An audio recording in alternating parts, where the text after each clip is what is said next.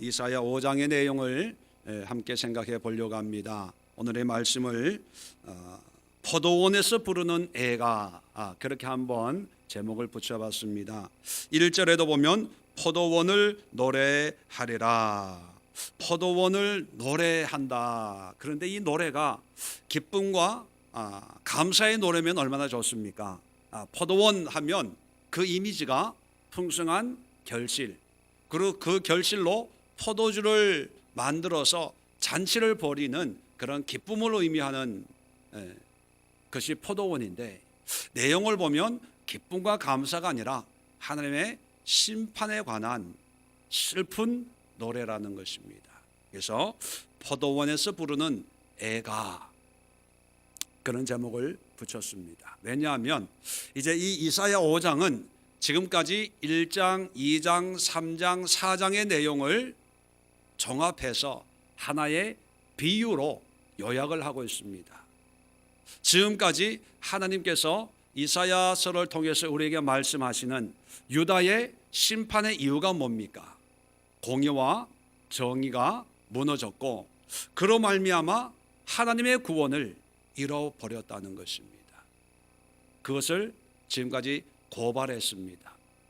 자, 그러면서 오늘 포도원의 비유를 들면서 이 모든 것을 비유적으로 설명을 하고 있는데, 자, 내용을 잠깐 살펴보면 이런 것입니다. 내 사랑하는 자가 포도원이 있습니다. 포도원이 있는데 심히 기름진 산에 있는 포도원입니다. 아주 옥토에 있는 포도원이죠. 그래서 그 땅에 2절에 극상품 포도나무를 심고 또 망대도 세우고 안에 술들도 팠다는 거죠. 아주 좋은 그런 포도 농장을 꾸며 주었다는 것입니다. 그런데 결과가 2절 끝에 보니까 좋은 포도가 아니라 들포도가 맺혔다는 거예요. 상품 가치가 없는, 먹지도 못하는 그런 들포도가 맺혔다는 거예요. 그러면서 이런 비유를 들면서 3절에 예루살렘 주민과 유다 사람들아, 나와 내 포도원 사이의 사례를 판단하라. 판단하라는 것은 뭡니까? 이럴 때는 어떻게 해야 되는지 너희들이 한번 판단해 봐라, 그거예요. 왜냐하면 이스라엘 사람들에게 묻는 것은 뭐냐? 이스라엘 사람들은 이러한 상황에 대해서 너무나 잘 알고 있습니다. 왜? 그들에게는 포도원, 포도나무에 관한 것이 아주 일상에 익숙해져 있는 그런 삶의 모습이 때문이죠. 포도원 하면 농사에 관해서 설명할 필요가 없이 너무나 상식적으로 알고 있는 그런 면면들입니다. 그래서 판단하라, 이 얘기는 몰라서 묻는 게 아니라 너희들 같으면 어떻게 하겠느냐 질문을 하는 거죠. 그 해답은 뻔하다는 거예요. 너희들도 이런 경우가 있을 때 이렇게 하지 않냐? 그러니까 나도 이렇게 한다는 거예요. 어떻게 한다고요? 5절에 보니까 내가 포도원에 어떻게 행할지를 너에게 이르리라. 내가 울타리를 걷어 먹힘을 당하게 하며 그 담을 헐어 짓밟히게 할 것이요 황폐하게 하겠다. 그리고 6절 끝에 보면 구름에게 명하여 그 위에 비를 내리지 못하게 하리라. 그렇게 황폐하게 버리겠다는 거예요. 아무 쓸모없게 만들어 버리겠다는 것입니다. 자, 이렇게 얘기하면서 이제 7절에 이 비유가 무엇을 비유하는지를 직접 설명을 합니다. 만군의 여호와의 포도원은 뭐를 비유하냐면 이스라엘 족속, 이스라엘 나라를 비유한다는 거예요. 그리고 그가 기뻐하는 나무, 극상품의 나무는 유다 사람들이라는 거예요. 자, 그렇게 보면 하나님께서 많고 많은 민족들 가운데 이스라엘 땅, 팔레스타인 땅을 적과 꿀이 흐르는 가나안 땅, 하나님의 땅으로 택하셨어요. 거기엔 이유가 없습니다. 하나님의 뜻이지요. 하나님의 포도원으로 정하신 거예요. 자, 그리고 거기에 수많은 족속들 가운데 유다 민족을 거기에 갖다 놓으셨어요. 그래서 이 민족을 통해서 정말 좋은 신앙의 열매를 맺도록 하기 위해서 말씀도 주시고 선지자도 보내시고 왕도 세우시고 여러 가지 환상과 이적과 기적을 행하시면서 정말 믿음의 좋은 열매를 맺기를 원하셨습니다. 자, 그런데 그 결과가 뭐냐면, 자, 그들에게 뭐를 바라셨다고요? 정의를 바랬다는 거예요. 왜요? 이것이 하나님이 기대하는 좋은 포도 열매였거든요. 아까 좋은 포도 맺기를 바랬더니 2절에 보면 들포도를 맺었다 이런 말씀이 있잖아요. 자, 그렇다면 7절에 똑같이 정의라고 하는 것이 좋은 포도예요. 그런데 도리어 뭐가 열매 맺혔다고요? 포학이 열매. 이 포학이 들포도라는 거예요. 먹지도 못한 아주 나쁜. 자, 그 다음에 그들에게 또 좋은 열매로 공의를 바라셨더니 도리어 부르짖음이었도다. 부르짖음이라고 하는 것은 원망, 불평, 다툼 뭐 이런 걸 의미하는 거예요. 자, 그러면 결론적으로 하나님이 이스라엘 민족을 포도원 삼으시고 유다 백성들을 포도나무 삼으셔서 정말 좋은 열매를 기대하셨는데 그 열매가 뭐라고요? 7절에 있잖아요. 정의와 공의를 바랬어요.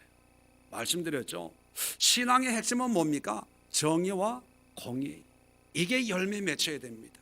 하나님과의 관계, 그리고 이 관계에서 이웃 간의 관계, 이게 하나님이 원하시는 극상품의 믿음의 열매인데 이걸 맺지 못하고 들포도 같은 포악, 뺏고 싸우고 다투고 그리고 원망, 불평, 하나님 앞에 기도하러 와가지고는 하나님의 그 공의와 정의를 찬양하고 감사하는 것이 아니라 더 못 가져서 하나님 꼭 이거는 해결받아야 됩니다. 울고 불고 이거 해결해 주세요. 저걸 해결해 주세요. 그러니까 하나님은 야, 내가 포도원을 만들고 울타리 치고 산울로 두르고 망대 세우고 술틀 만들어 놓은 게 기껏 해가지고 너 먹고 살 너 문제 해결해 주려고 내가 만드는 줄 아냐? 그렇게 생각을 하셨다는 거예요. 그래서 포도원의 노래가 기쁨과 감사의 노래가 아니라 하나님의 필연적인 심판이 임할 수밖에 없다 하는 그런 슬픔과 아픔의 애가를 부르고 있다는 것입니다. 자, 그러면서 자, 8절 이하에는 왜 공의가 정의가 아니고 포악이요, 공의가 아니고 부르짖음, 원망, 불평밖에 될 수 없었는지 그 실상을 우리에게 소개해 주고 있습니다. 그러면서 8절에 보면 끝에 화 있을진저, 자, 화가 있다. 예수님께서도 마태복음 23장에 화 있을진저 서기관과 바리새인들이여, 그렇게 하나님이 신랄하게 책망하는 그런 말씀도 있는 것처럼 여기에도요, 화 있을진저, 왜 유다 사람들이 하나님의 심판을 받아야 되는가를 6가지로 얘기하고 있습니다. 자, 이걸 살펴보면서 지금으로부터 2800년 전입니다. 근데 오늘날 우리의 모습과 같은지 다른지, 또 나의 삶과 같은지 다른지를 한번 비교 한번 해보시면 좋을 것 같습니다. 자, 첫 번째 화 있을진저는 8절입니다. 가옥에 가옥을 이으며 전토에 전토를 더하여 빈틈이 없도록 하고 이 땅 가운데서 홀로 거주하려 하는 자들은 화 있을진저. 자, 어떤 사람들에게 화가 있다고요? 가옥에 가옥을 잇고 전토에 전토를 더하여 빈틈이 없도록 하고, 이게 무슨 뜻일까? 요즘 말로 하면 투기하는 거예요. 투기.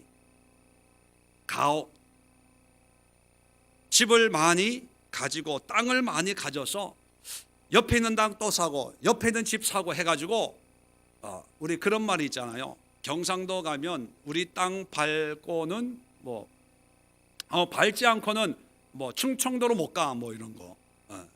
그만큼 이 사람들이 어떤 이 땅의 욕심과 탐욕으로 가득 차 있다는 거예요.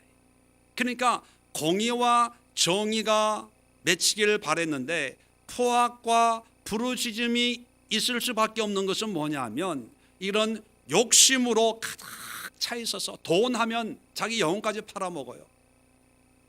어디에 돈 벌 수 있고 내가 좀 그 돈으로 편안하게 살 수 있다고 하면 믿음까지 다 내팽개쳐버리고 더 좋은 집, 더 넓은 땅을 추구하는 그런 사람들에게는 화가 있다는 거예요. 그 결과가 뭐냐면 9절 이하에 하나님의 심판이 나옵니다.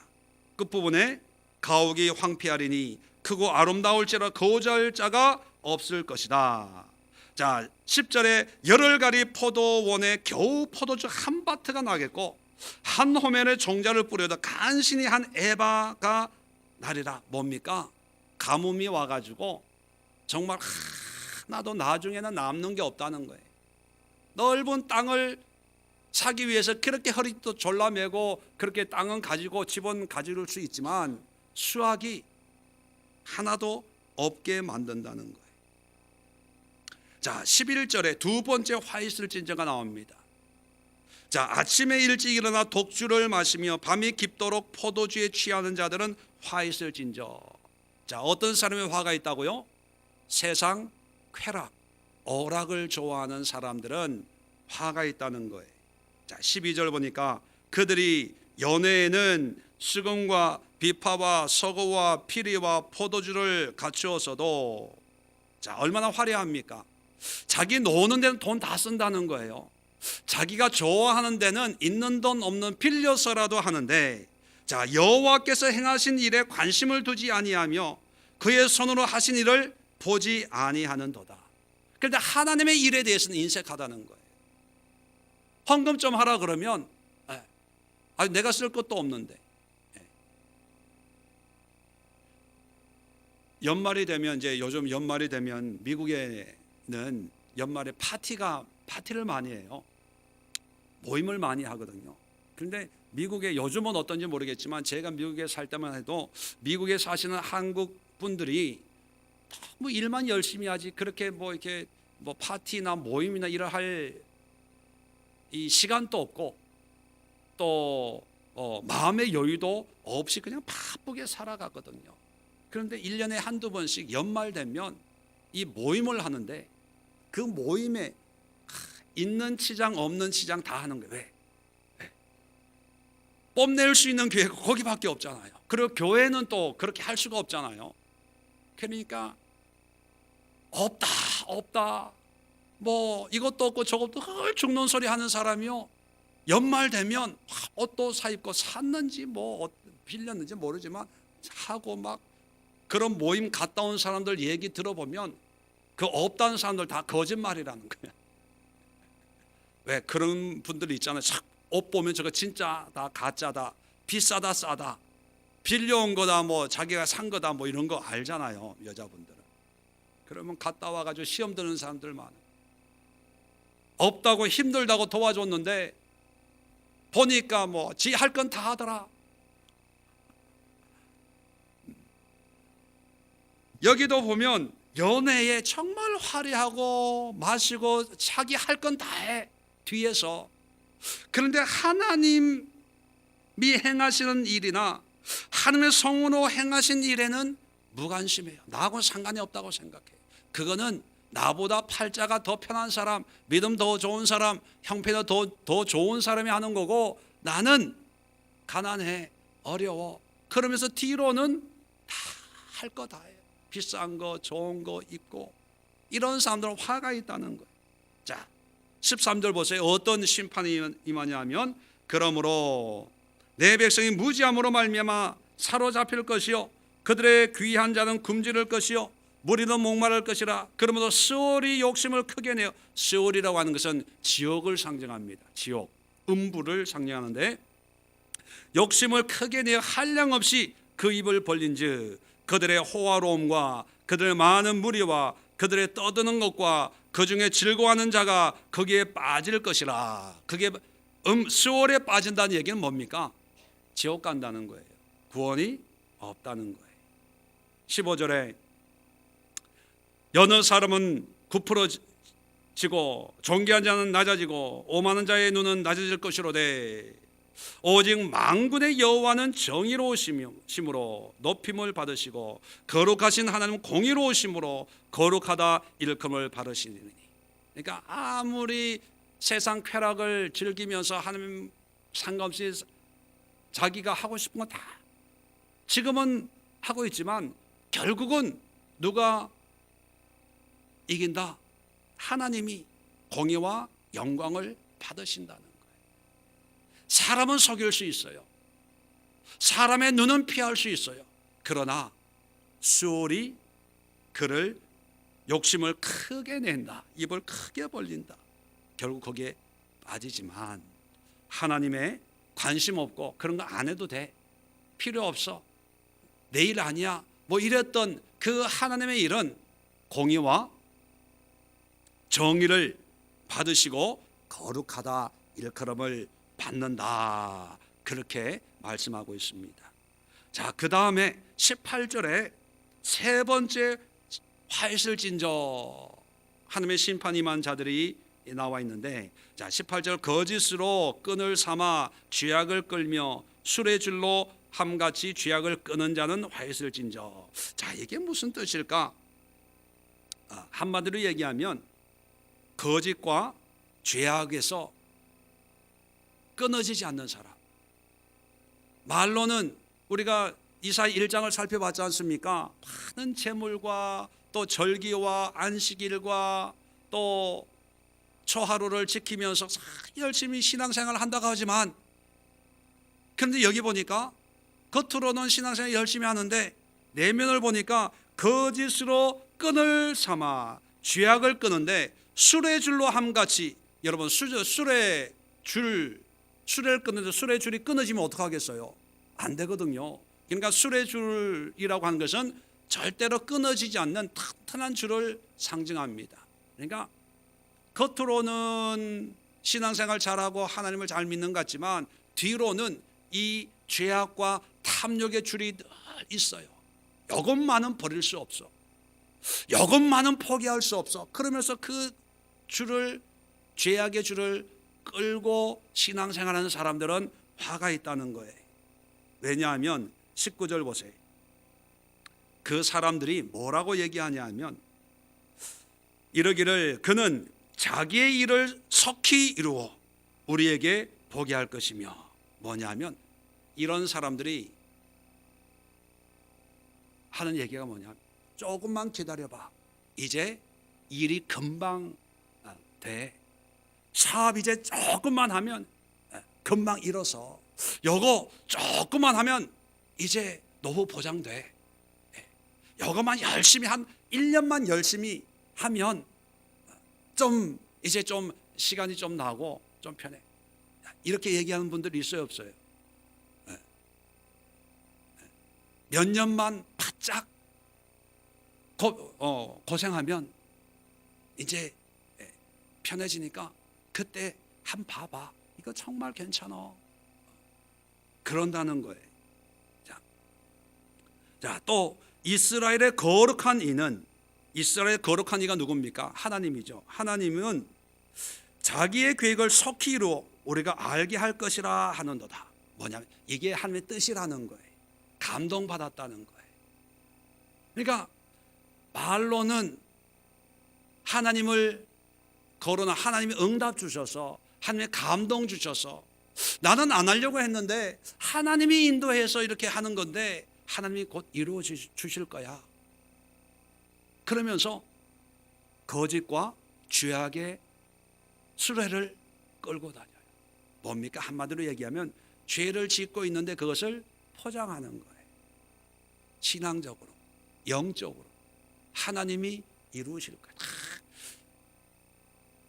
얼마나 기도를 많이 하기에 자기가 하는 건 다 하나님의 감동을 하는 거고 하나님의 뜻으로 하는 거고 응답받고 하는 거고, 하나님이 저 사람을 만나게 해서 나는 안 하려고 했는데 우연히 만나가지고. 여러분, 하나님도 우연을 통해서 필연적 역사하지만 마귀도 우연을 통해서 필연적 역사예요. 그런데 문제는 뭐냐면 하나님은 죄가 있는 곳에는 역사하실까요? 안 하실까요? 안 하세요. 오히려 죄가 있는 곳에는 마귀가 더 꼬이죠. 근데 내가 이 거짓과 죄악의 수레를 끌고 있는데, 그걸 끝까지 붙들고 있는데, 미혹의 요소를 붙들고 있는데도 그것이 죄악이고 그것이 거짓이라는 것을 깨닫지 못하는 상태에서 뭔가 우연히 뭔가 이루어질 때 마치 이런 사람들은 하나님이 뭔가 응답을 줬다고 생각을 해요. 자기 자신을 모르는 거예요. 그래서 미혹이 되면서 마치 하나님이 하시는 거니까 곧 이루어질 거야. 이제 당신들이 이제 포기될 겁니다. 하나님이 어떻게 역사하는지 이제 1, 2년만 고생하면 이렇게 얘기한다는 거죠. 그런 사람들에게 화 있을진저 어리석다. 그게 지옥 가는 길이다. 그런 하나님의 심판이 임할 거다. 그렇게 얘기한다는 거죠. 자, 20절 봅니다. 네 번째 화 있을진저 누구냐면 악을 선하다 하며 선을 악하다 하며 흑암으로 광명을 삼고 광명으로 흑암을 삼으며 쓴 것으로 단 것을 참으며 단 것으로 쓴 것을 참는 자들은 화 있을진저. 이게 뭡니까? 악과 선, 흑암, 광명, 또 쓴 것, 단 것, 뭐 이것은 어떤 상대적인 걸 얘기하는 거예요.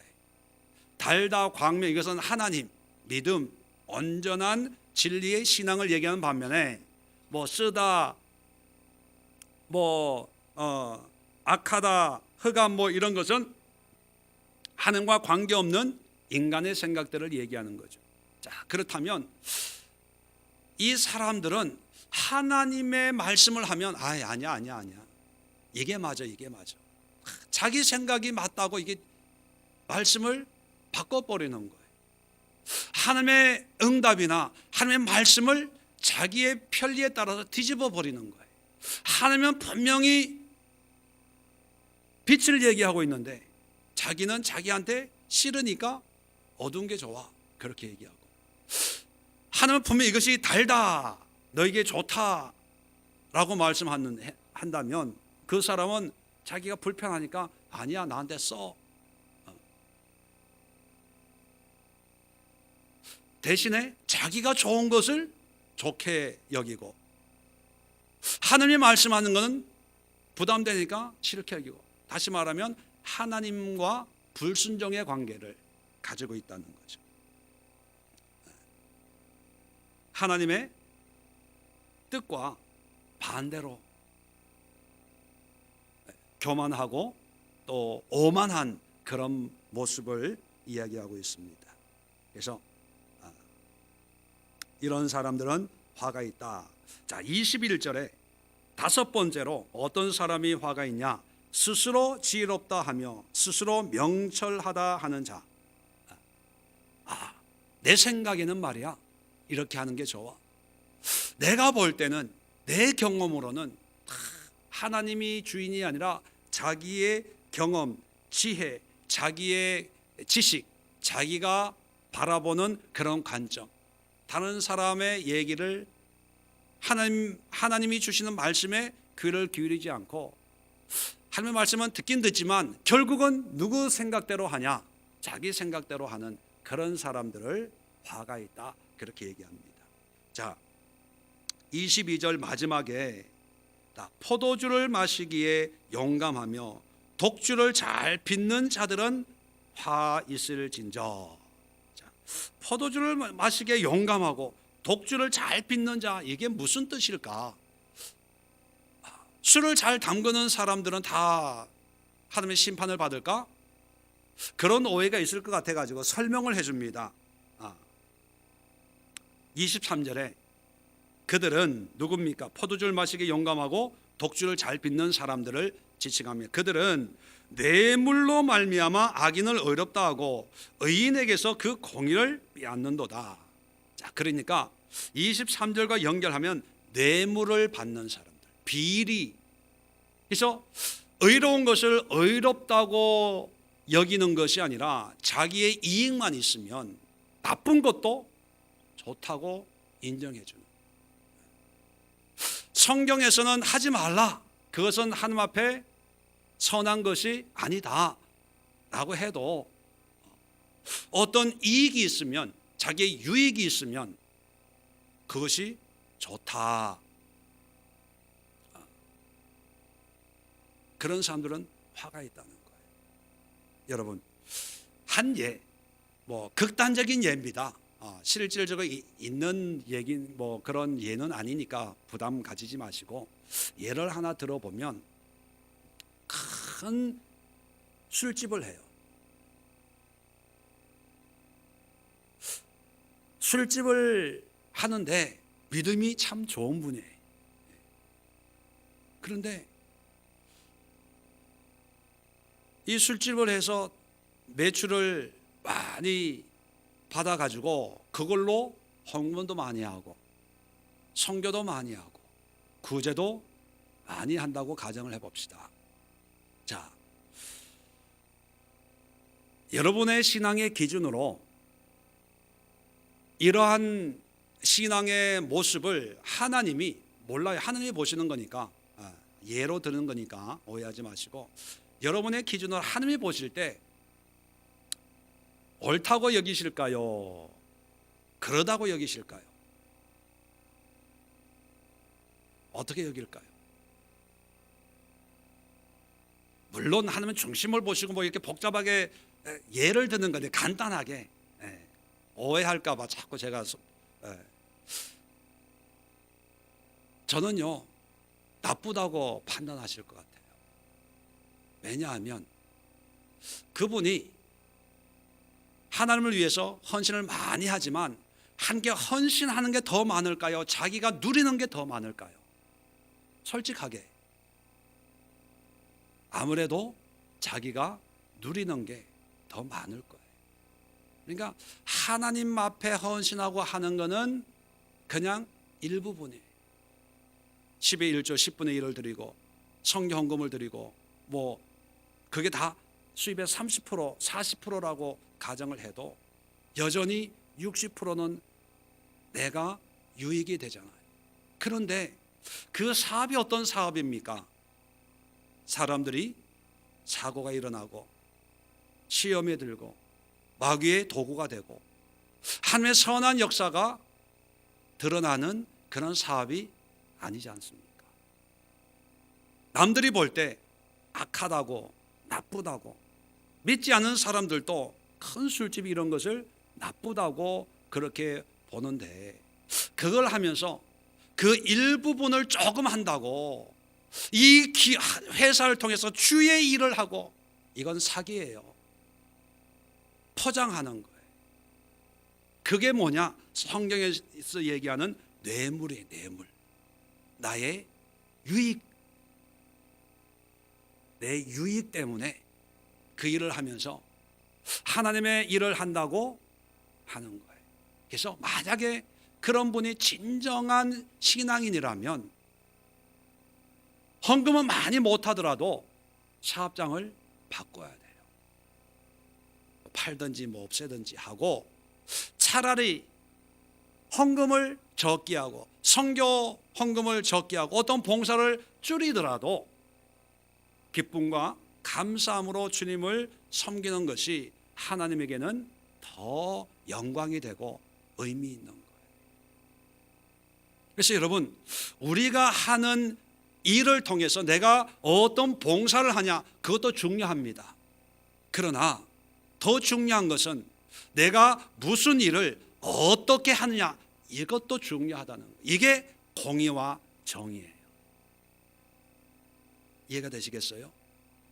그래서 하나님은 이스라엘 백성들에게 포도원을 만들어 놓고 극상품의 포도나무로 유다 백성들을 심어서 하나님이 원하시는 이런 극상품의 좋은 포도를 맺기를 원했어요. 그런데 유다 사람들은 그걸 이해하지 못하고 1장으로 다시 한번 돌아가 볼까요?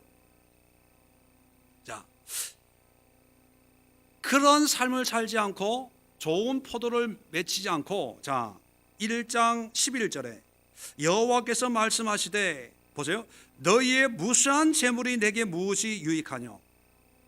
자, 무수한 재물이 무엇이 유익하뇨라고 묻는 걸 보면 이 사람들 재물을 많이 드리고 있다는 거예요, 안 드린다는 거예요? 많이 드린다는 거예요.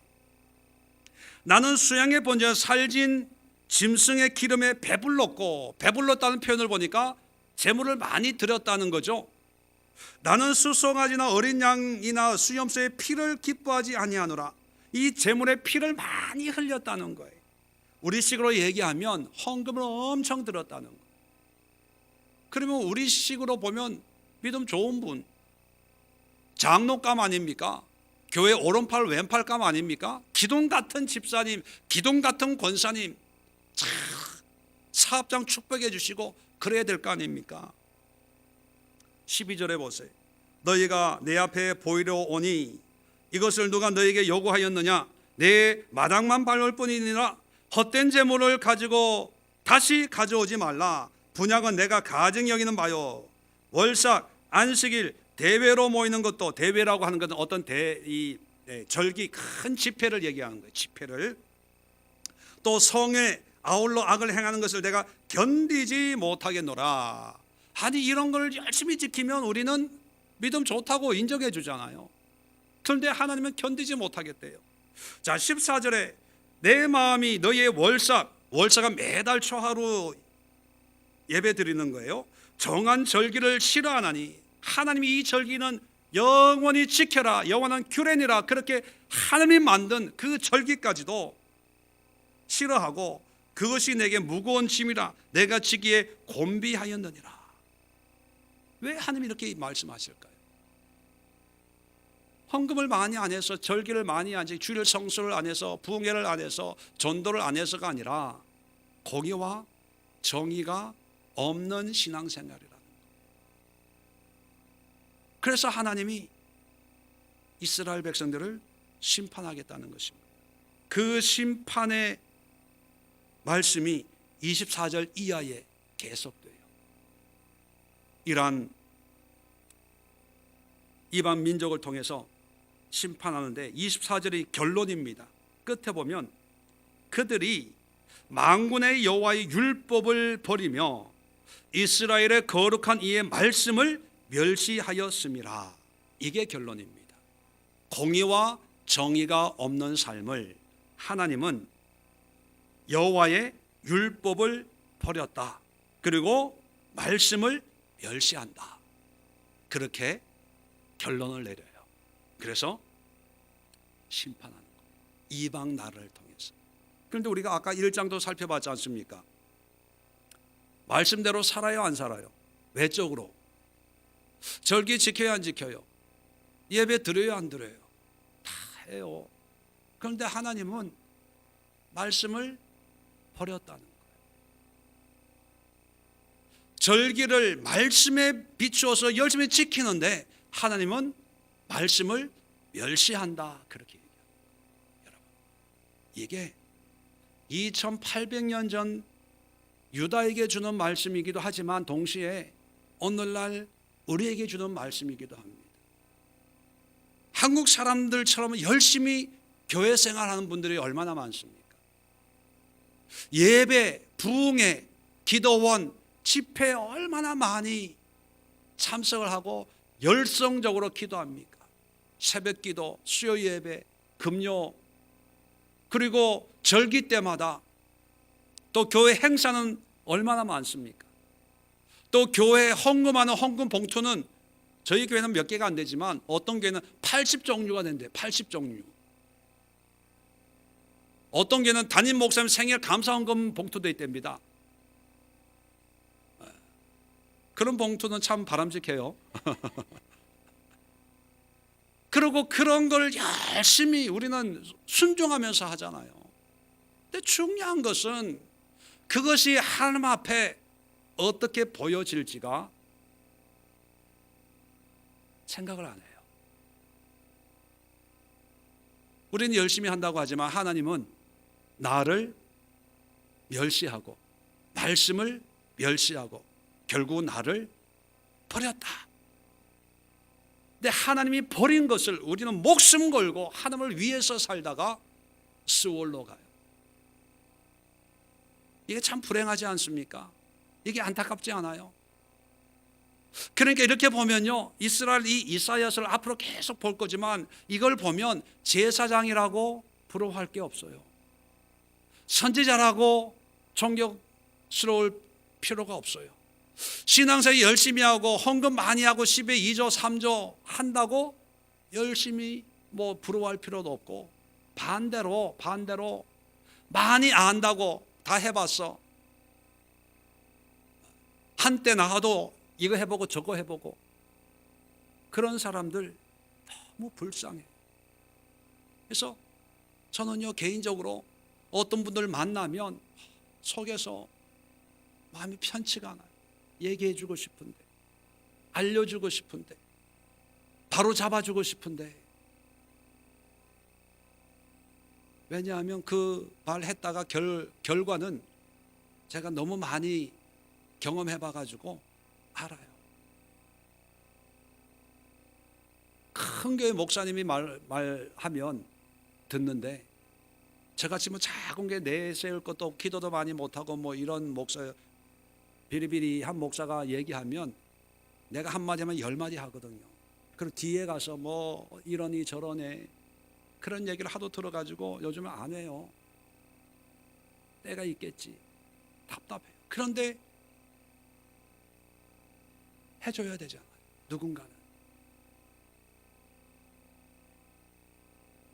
누군가는 해야 되는데 거의 대부분의 사람들은 그냥 넘어가요. 왜? 내 일이 아니니까.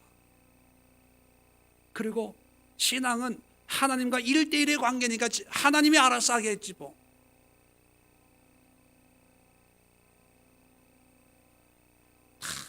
요즘에 신앙생활이 교제하고 친교한다고 그래도요, 그 마음 한 구석은 결국은 나밖에 없어요. 관심이 없어요. 그 영혼에 대해서. 안 좋은 소리 들으면 안 됐네.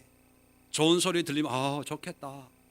그 이하도 그 이상도 아닌 철저하게 내가 기도하고 내가 제대로, 그런 상황에서 뭔 권면하고 집사님, 권사님, 그 일은 하나님이 기뻐하지 않습니다. 당장 내려놓으십시오. 얘기를 하면, 그렇게 순종하면, 또 그것을 제가 얘기한다고 다 100% 맞는 얘기는 아니지만 그 문제를 심각하게 받아들이고 기도해서, 이것이 내 욕심인지 내 지혜인지 하나님이 주시는 지혜고 하나님의 뜻인지 한 번 더 기도하고 하나님의 뜻을 들으려고 하는 그런 노력이라도 하면 좋은데, 잘한다 예 맞아요 좋으시겠네요 이렇게 해 주기를 바라지, 안 됩니다, 하나님의 뜻이 아닌 것 같아요, 다시 한번 생각해 보세요. 그렇게 자기의 뜻과 반대되는 얘기를 들어주려고 하질 않아요. 조금 자기 마음에 안 맞으면 불같이 일어나요. 불같이. 그게 지금이나 100년 전이나 1000년 전이나 2800년 전이나 또 앞으로 100년 앞이나 1000년 앞이나 예수님 오실 때까지 이런 복음에 대한, 진리에 대한 사람들의 생각은 똑같다는 거예요. 왜요? 우리가 보잖아. 2800년 전의 모습이나 지금의 모습이나 마치 지금의 모습을 비유적으로 얘기하고 있는 것처럼 우리에게 다가오지 않아요? 여기서 우리가 기도해야 될 기도의 제목이 뭡니까? 내가 공의와 정의를 행하고 있냐, 이거예요. 잘하나 못하냐, 이건 두 번째 문제입니다. 또 내가 무엇을 어떻게 하나님 앞에 영광을 돌릴까, 이건 두 번째 문제예요.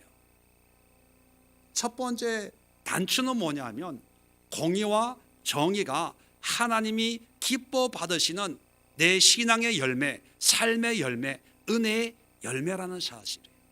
그러면 공의가 뭡니까? 예배, 기도예요, 말씀이에요, 하나님과의 교제예요. 여기에 우리는 목숨을 걸어야 돼요. 그렇다고 해서 세상 일 다 접어두고 하라는 얘기가 아니라 하나님이 그 일터와 직장을 하나님이 주셨다면 그 직장 속에서 이것을 어떤 것보다 우선순위로 두고 이것을 이루어 가야 됩니다. 이게 하나님이 원하시는 공이고 이와 함께 정의를 행하는 거예요. 사람과 사람의 관계를 회복하는 거예요. 그런데 많은 사람들이 특히 교회를 하면서 목회를 하면서 어떤 일을 하면서 어떤 물질로 오히려 하나님의 일을 하면서 사람 간의 관계가 더 안 좋아지는 경우가 있어요. 말로는 주의 일이라고 하지만 결국은 그 주의 일이 아니라 자기의 일을 하기 위해서 사람들을 힘들게 만들어요. 며칠 전에도 주일입니까 말씀드렸지만 많은 목회자들이 자기의 비전이라는 그 말 한마디에 수많은 성도들을 희생을 시켜요. 물론 모세처럼 하나님의 부르심에 수많은 백성들이 순종을 하는 그런 것은 당연하지만 제가 말씀드리는 것은 어떤 개인적인 하고 싶은 일, 이루고 싶은 어떤 일에 수많은 사람들이 도구가 되는 거예요. 마치 바로가 자기의 성을 쌓기 위해서 이스라엘 백성들을 노예로 430년 동안 부려먹는 것처럼 자기의 성을 쌓기 위해서 수많은 사람들을 희생을 강요하고 물질을 요구하고 어떤 헌신과 봉사를 요구할 때 이건 정의가 무너지는 거예요. 그래서 신앙생활에 유일한 열매는 공의와 정의를 통해서 예수 구원, 예수님 외에는 하나님 외에는 온전한 구원이 없다는 것. 나중에 보지만 이스라엘 사람들은 하나님은 심판한다 그래도요 그 사람들은 믿는 게 있어요. 물질을 믿고 내 자신을 믿고 사람을 믿고 그래서 결코 회개하지 않습니다. 회개하지 않아요. 왜? 예수와 구원이 없기 때문에. 우리의 구원은 물질에서 나오는 게 아니라 내 능력이나 내 계획이나 내 지혜에서 나오는 게 아니라 철저하게 하나님으로부터 나오는 그 구원을 믿고 사는 삶이에요. 그런데 오늘날 세상에는 보험을 얘기하고 은퇴를 얘기하고 뭐 노후를 얘기하다 보니까 우리의 마음도 자꾸 거기에 휩쓸려서 마치 연금이 구원이고 어떤 보험이 우리의 구원이고 자식이 구원이고 어떤 뭐 투자처가 땅이 집이 구원인 것처럼 미혹이 되는 그런 시대입니다. 여러분, 그렇다고 보험하지 말라는 게 아니라 우리의 유일한 구원은 오직 예수밖에 없어요. 이것이 이사야서의 주제예요. 공의와 정의와 구원. 그런데 이 이사야서의 이 주제가 창세기부터 요한계시록까지 동일하게 이 세 가지를 얘기하는 세 가지를 다른 것도 없어요. 이 세 가지를 일목요연하게 줄에 꿰은 것처럼 시대가 다르고 저자가 다르고 이 글이 쓰여진 모든 환경과 배경이 다른데도 이 공의와 정의 구원의 이 세 개의 줄이 끝까지 연결이 돼요. 이게 성경이에요. 그리고 이게 하나님이에요. 여기에 뭐가 더 플러스 될 필요가 있습니까? 여기에 무슨 교단이 필요하고 여기에 무슨 신학이 필요하고 여기에 무슨 뭐가 더 필요합니까? 이거 외에는 없어요. 오늘 이 시간 기도할 때 다른 기도하지 마시고 여러분의 공의는 어떠한가? 하나님, 나와 하나님과의 관계는 어떠합니까? 나는 열심히 바르게 신앙생활을 한다고 하지만 하나님의 입장에서 제3자 입장에서 나의 공의를 보게 하소서. 느낄 수 있게 하소서. 알게 하소서. 깨닫게 하소서. 한번 여러분이 나는 괜찮아, 나는 열심히야, 나는 이렇게 힘들게 신앙생활해, 나는 이렇게 헌신적으로 믿어, 이거 생각 내려놓고 하나님이 볼 때 나의 하나님과의 관계는 어떠한가? 많은 사람들이요 하나님과의 관계를 저와 문재인 대통령 관계처럼 생각해요. 일방적이라는 거예요. 나는 문재인 잘 알지만 문재인은 나에 대해서 몰라요. 그것처럼 내가 안다고 해서 그게 믿음이 좋은 게 아니라는 거죠. 하나님이 나를 알아주고 서로 교제하고 교류하고 상통해야 그게 온전한 관계지. 미국 트럼프 모르는 사람 어디 있습니까? 근데 트럼프는 모른다니까요. 그건 관계가 없는 거예요. 두 번째는 정의. 나의 정의는 나와 가족, 나와 남편, 나와 아내, 나와 이웃, 나와 성도들, 나와 다른 사람들 간의 관계는 나는 이들 위해서 중보 기도해 나의 생각으로 바라보지 마시고 하나님, 내가 이웃을 내 몸같이 생각하고 기도하고 나는 내가 제일 어렵고 힘들다고 생각하는데 그래서 다 나는 사랑이 필요하다고 생각하는데 내 눈을 열어서 정말 나의 정의로운 삶은 어떤 삶입니까? 한 포기하소서. 세 번째는 하나님, 정말 하나님의 예수님의 구원을 내가 믿고 있는지 진단 좀 해주세요. 말로만 믿습니다 그러는데 정말 이런 인생의 문제의 해결의 열쇠는 오직 예수, 하나님을 믿음으로 말미암아 하나님께서 그 예수의 이름으로 나를 자녀 삼아 주셨는데 하나님이 모든 문제와 또 모든 저주와 모든 심판으로부터 하나님의 구원을 믿고 있는지, 신뢰하고 있는지, 신뢰하는 것처럼 느끼고 있는지, 아니면 신뢰한다고 말은 하지만 틈만 있으면 내 방법, 내 생각, 내 잔머리, 내 지혜, 내 총명, 세상을 의지하는 그런 얄팍한 잔머리꾼인지 아닌지 하나님 한번 보여주세요. 느끼게 해주세요.